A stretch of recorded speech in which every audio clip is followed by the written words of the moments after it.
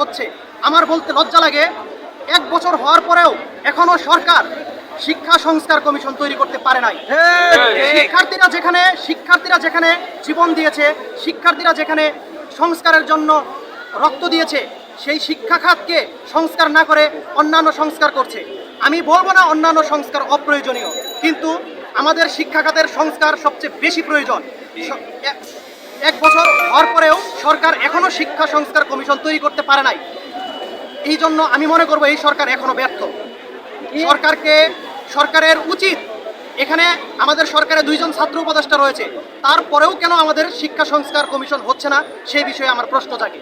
আমাদের অতি দ্রুত সময় শিক্ষা সংস্কার কমিশন গঠন করা দরকার, কারণ শিক্ষা সংস্কার কমিশন গঠন না হলে দেশের শিক্ষা খাতে যে ধরনের বিশৃঙ্খলতা তৈরি হয়েছে, এই বিশৃঙ্খলতা বাংলাদেশকে অচিরেই আরও ধ্বংস করে দেবে।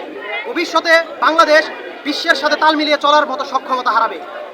আমরা জানি যে সকল দেশ প্রযুক্তিতে এগিয়ে আছে, প্রত্যেকটি দেশ কারিগরি শিক্ষাকে সবচেয়ে বেশি মূল্যায়ন করেছে, অথচ আপনি বাংলাদেশের ক্ষেত্রে লক্ষ্য করেন কারিগরি শিক্ষাকে সবচেয়ে বেশি অবমূল্যায়ন করা হয়।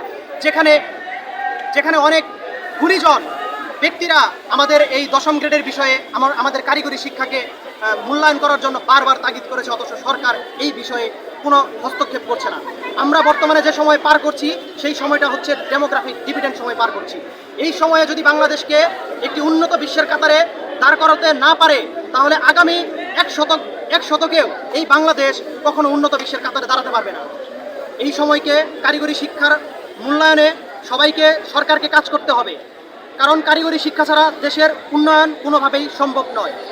আপনারা একটা জিনিস লক্ষ্য করুন, যেখানে বিএসসি প্রকৌশলী যারা রয়েছে তাদেরকে সরকার প্রকৌশল বিশ্ববিদ্যালয়গুলোতে অনেক কস্ট, এখানে প্রচুর, তাদের জন্য সরকার অনেক অর্থ খরচ করে তাদেরকে সেখানে প্রকৌশল খাত সম্পর্কে রিসার্চ করা শেখাচ্ছে, গবেষণা শেখাচ্ছে, উদ্ভাবন করা শেখাচ্ছে, অথচ তাদের যে মেন্টালিটি তৈরি হয়েছে সেই মেন্টালিটি খুবই জঘন্য। তারা তাদের উপরের পথ থেকে নিচে নামার জন্য তারা আন্দোলন করে যাচ্ছে। যদি এমনটাই হয়, তাদেরকে যে কাজের জন্য সরকার অর্থ ব্যয় করতেছে, তারা যদি সেই কাজ বাদ দিয়ে নিচের দিকে চলে আসে, আমরা দাবি জানাবো সরকার যাতে খুব দ্রুত সময়ে এই অর্থ ব্যয় না করে পলিটেকনিকে অর্থ ব্যয় করে প্রকৌশল বিশ্ববিদ্যালয়গুলোকে বন্ধ করে দিয়ে পলিটেকনিকে রূপান্তর করে।